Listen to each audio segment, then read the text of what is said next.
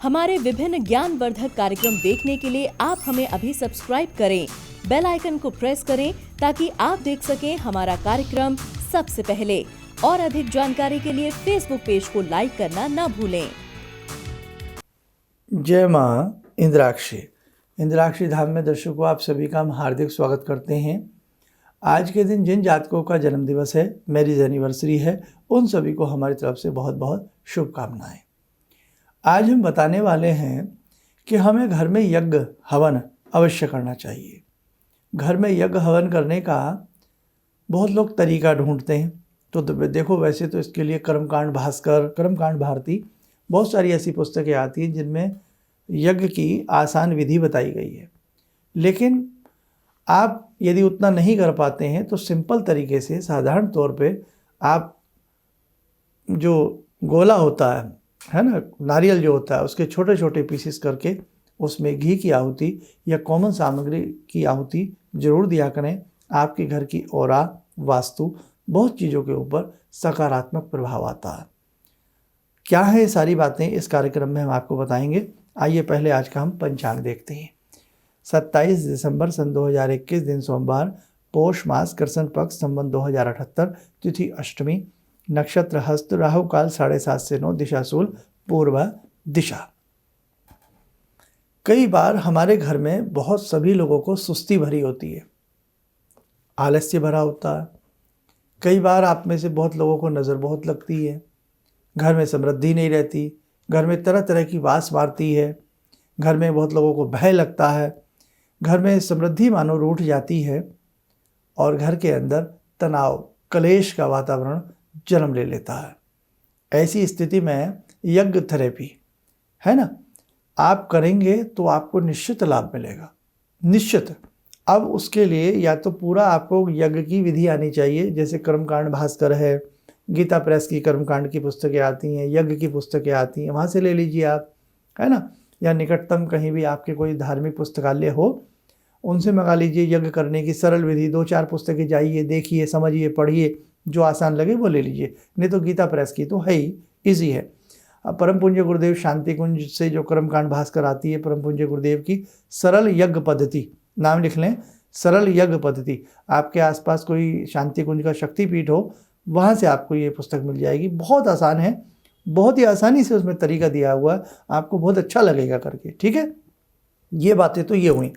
अब साधारण तौर पे हम क्या कर सकते हैं, कैसे हम यज्ञ करें। अब बहुत लोग ऐसे हैं, ऐसे स्थानों पर रहते हैं जहाँ आम की लकड़ी नहीं मिलती। अब आम की लकड़ी क्यों हम प्रयोग करते हैं, मीठा वृक्ष होता है, मीठा पेड़ होता है, तो मीठे पेड़ की लकड़ी से यज्ञ करना स्वास्थ्य की दृष्टि से, पर्यावरण की दृष्टि से और आध्यात्मिक दृष्टि से अच्छा होता है। और आम के वृक्ष की एक विशेषता और बता दूं मैं आपको, जिन्हें ना पता हो, आम के वृक्ष पर कभी पतझड़ नहीं आता। आम का पेड़ कभी पतझड़ नहीं मानता। सारे पेड़ों के पत्ते आपने देखा होगा फरवरी के अंत में और ये सब गिरने शुरू हो जाते हैं, पतझड़ लग जाता है, लेकिन आम का पत्ता कभी नहीं गिरता है। इस प्रकार से पतझड़ नहीं होता पेड़ पर। और ये भी एक कारण हो सकता है, भगवान श्री राम ने उन्हीं के नीचे अपनी पंचवटी कुटिया बनाई थी। बड़े बड़े रहस्य हैं साहब भगवान के, उन्हें जानना तो वही जाने। लेकिन जो थोड़ा बहुत आपके साथ अपने मन की बातें शेयर कर सकता हूँ, कर लेता हूँ। अब लकड़ी नहीं मिल पाती कई जगह आम की। बहुत लोग बेचारे मैंने देखे हैं, जो फ्रूट बॉक्स आते हैं ना, उन्हीं को तोड़ तोड़ के हवन कर लेते हैं। ठीक है, ये काम चलाने वाली बात है कि साहब खाना ना मिले तो चॉकलेट खा लो, लेकिन वो सही नहीं है, अच्छा नहीं है।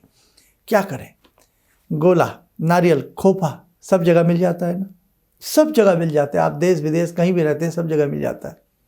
बड़ा सा ले आइए, उसको लंबे लंबे रूप में, जैसी हम उंगलियां होती है ऐसे लंबा लंबा रूप में उसको काट लीजिए। और कोई भी आपके पास यज्ञ करने का छोटा सा पात्र घर में हो, नहीं तो कोई, बहुत लोग कहते हैं लोहे का मत रखिए, वो सब बाद की बातें, लेकिन ये हो रही साधारण बात। तो उसमें छोटा सा पात्र में, अब खोपा है, उसमें नेचुरल ऑयल होता है, कपूर की सहायता से, तीली की सहायता से उसे जला लीजिए, पूर्व दिशा की तरफ मुख करके बैठ जाइए। कॉमन सामग्री हर जगह मिल जाती है, कॉमन से मतलब साधारण सामग्री हर जगह मिल जाती है। नहीं तो बहुत बढ़िया बता रहा हूँ, देसी घी, सफ़ेद तिल और देसी शक्कर और थोड़ा उसमें चावल मिला लीजिए, बन गई सामग्री। ये सिंपल तरीका है, पहले लोग इसको ही बना लिया करते थे, बड़ी अच्छी उसमें सुगंधी उसमें आती है, सारा सामान प्योर हो। अब आप जिस देवता की पूजा करते हैं, गणेश जी की करते हैं, राम जी की करते हैं, भगवान तो सब एक है ना, लेकिन आप जिनकी करते हैं उन्हीं का मंत्र में स्वाहा लगा दें बाद में। कुछ मंत्रों में तो नेचुरली स्वाहा लगा होता है, वहाँ लगाने की ज़रूरत नहीं।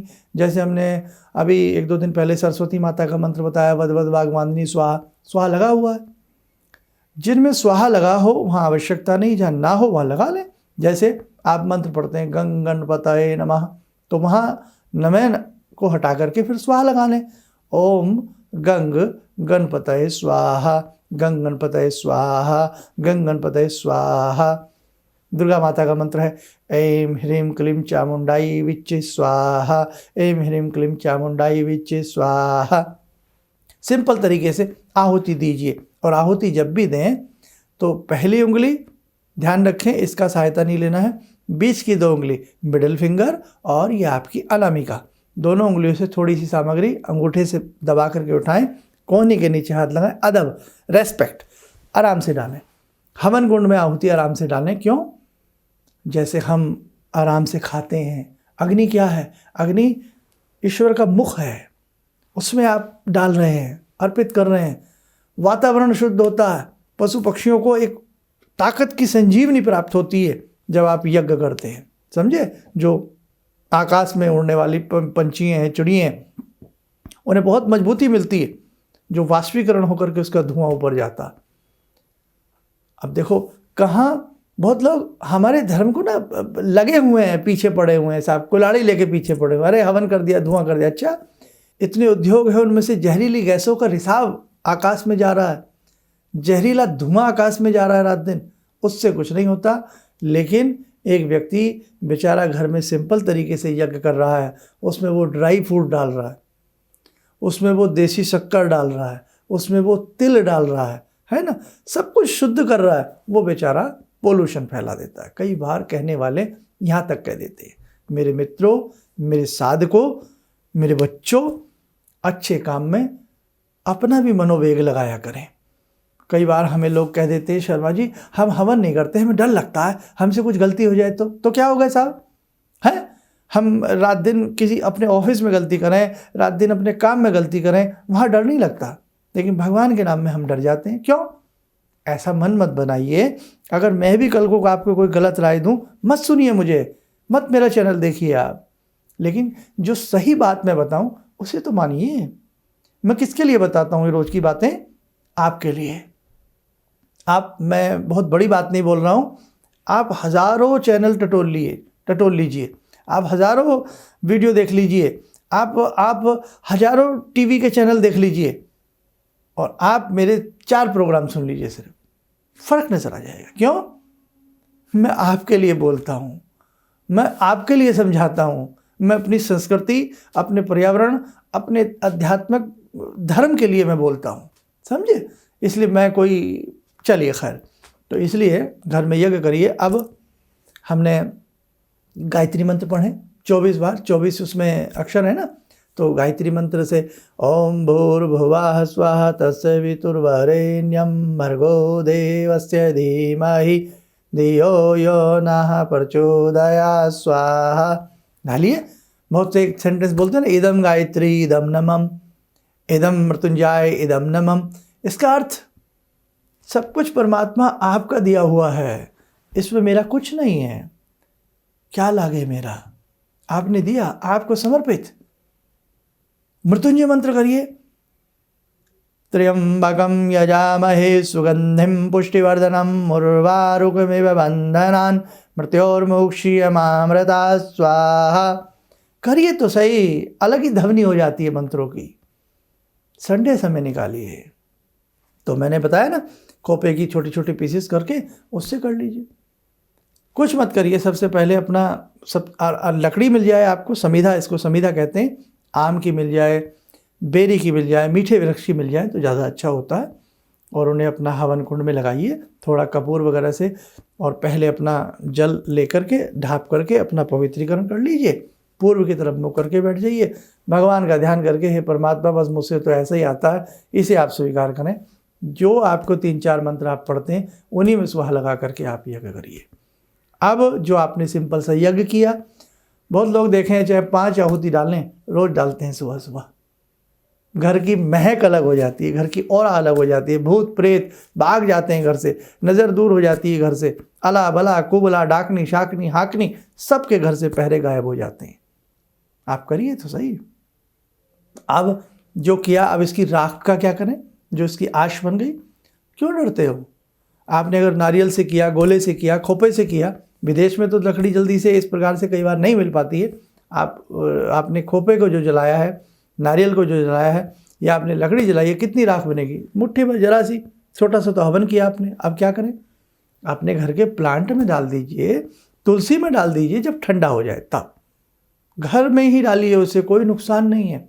थोड़ी किसी दिन बहुत अच्छे से मन से आपने यज्ञ किया है, थोड़ी किसी डिब्बी में रख लीजिए ताकि तिलक लगाने के, चाटने के काम आ सके। चाटे का कोई भय लग रहा है, डर लग रहा है, नज़र सी लग रही है, मैं थोड़ा चाट लीजिए, नुकसान नहीं देती है, नुकसान नहीं देती। आप घबराइए मत, भगवान श्री कृष्ण भी मिट्टी खा लेते थे चुपचाप, डरिए मत, कोई ऐसी बात नहीं है, डरिए मत। थोड़ा सा, बहुत जरा सा, ना के बराबर, क्योंकि वो शुद्ध है, उसमें आपने घी लगाया है, शक्कर के उसमें है, तेल है, तिल है, सारी चीज़ें उसमें घी वगैरह, तो वो कोई हानि उससे नहीं मिलती है। तो हमें तो याद है हमारी माता जी जब हम छोटे से थे, अब माँ की निगाह में तो बच्चा बच्चा ही होता है ना, चाहे किसी माँ का कैसा भी बच्चा क्यों ना हो, आपको सुंदर लगे ना लगे, कितना ही उसका रंग काला हो, कितना ही कुरूप क्यों ना हो, आपके लिए हो सकता है, लेकिन माँ जब उसे अपनी गोदी में लिटाती है ना, मेरा सुंदर, मेरा लाल, मेरा सलोना, भाई उसके लिए तो है ना, माँ का जिगर का टुकड़ा।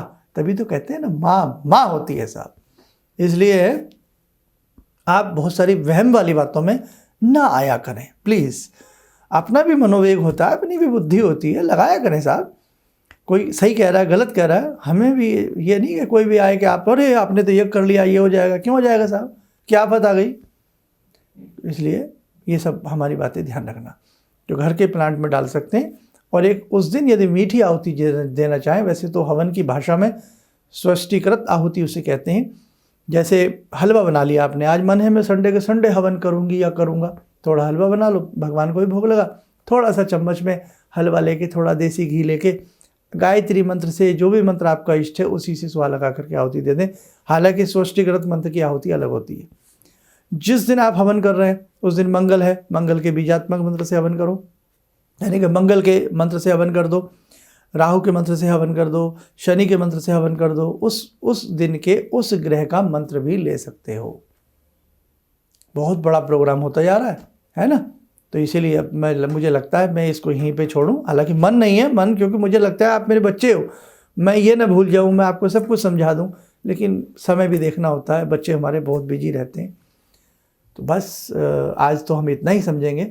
आइए मेरे साथ को, अब समय हो चला आज की ध्यान साधना का। आज की ध्यान साधना में जुड़ते हैं भगवान श्री राम से। ओम रामो राजमणि सदा विजयते, रामं रमे संभजे, रामेण विहता निशाचर चमू, रामाय तस्मै नमः। रामानास्ति परायणं परतरं, रामस्य दासोऽम्यहम्। रामे चित्तलया सदा भवतु मे, भो राम मामुद्धर। राम रामेति रामेति, रमे रामे मनोरमे, सहस्रनाम तत्तुल्यं, राम नाम वरानने।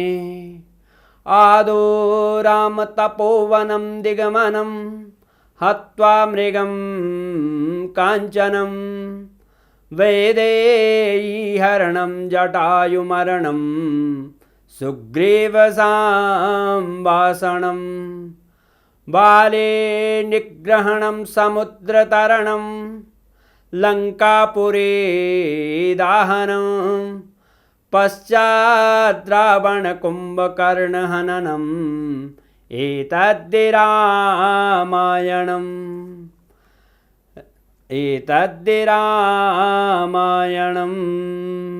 कवच बनाएं, ध्यान करें, भगवान श्री राम का शुभ आशीष हम सब के ऊपर बरस रहा है।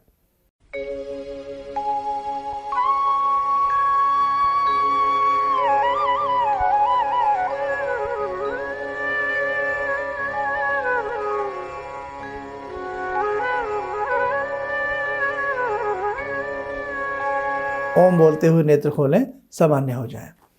देखो मेरे साधकों, भगवान राम जी के, रामायण जी के बड़े बड़े सुंदर मंत्र हैं जिन्हें हम सिद्ध कर सकते हैं। श्रीमद् भागवत गीता के बड़े अच्छे अच्छे मंत्र हैं जिन्हें हम सिद्ध कर सकते हैं। और दुर्गा सप्तशती तो खैर अपने आप में एक अलौकिक मंत्रों से परिपूर्ण है, उनके मंत्रों को हम सिद्ध कर सकते हैं। शिव के मंत्र हैं, गुरु मंत्र होते हैं। तो बस अब हमें और आपको मिलके बहुत कुछ करना, बस मैं यही कह सकता हूँ। और बस आप कुछ ना कुछ अपनी नेचर को बदलिए, कुछ ना कुछ ऐसी आदतें डालिए जिससे आपको देख करके आपके बच्चे भी कुछ करेंगे। याद आता है ना, हमारी नानी ऐसे करती थी, नाना ऐसे करते थे, दादा ऐसे करते थे, पड़ोस में एक पंडित जी रहते थे वो ऐसा करते थे, हम भी करेंगे। तो देख के ही कुछ चीज़ें कई बार संस्कार जन्म लेता है। जैसे पापा करते हैं, पिताजी अच्छा जैसा करेंगे वैसी संतान करेंगे। तो आप ज़रूर करिएगा ताकि आपकी पीढ़ी इन सब बातों से वंचित ना रह जाए, आपके घर की ऑरा हमेशा अच्छी बनी रहे। और यज्ञ करने से अनेक प्रकार की बाधाएं भी दूर होती हैं, इसमें कोई शक नहीं है। आप स्वस्थ रहें, सुखी रहें। इन्हीं शुभकामनाओं के साथ हम अपनी वाणी को विराम देते हैं। जय माँ इंद्राक्षी। भगवान से जुड़ो, और भगवान को से जुड़ने का जरिया आपने बताया, बहुत अच्छा लगा, बहुत धन्यवाद। और सनातन धर्म को जिंदा रखने के लिए आप जो प्रयास कर रहे हैं वो बहुत सराहनीय है। हम लोग को मौका मिला है, हम लोग भाग्यशाली हैं जो आपके करीब आने का हम लोग को मौका मिला है। किसी भी समस्या के समाधान के लिए मिले प्रसिद्ध हस्तरेखा एवं वास्तु विशेषज्ञ प्रोफेसर धर्मेंद्र शर्मा जी से। नोट: शिविर में भाग लेने हेतु एवं व्यक्तिगत रूप से मिलने के लिए कॉल करने का समय सुबह 10 बजे से शाम 6 बजे तक। हमारे विभिन्न ज्ञानवर्धक कार्यक्रम देखने के लिए आप हमें अभी सब्सक्राइब करें, बेल आइकन को प्रेस करें ताकि आप देख सकें हमारा कार्यक्रम सबसे पहले। और अधिक जानकारी के लिए फेसबुक पेज को लाइक करना न भूलें।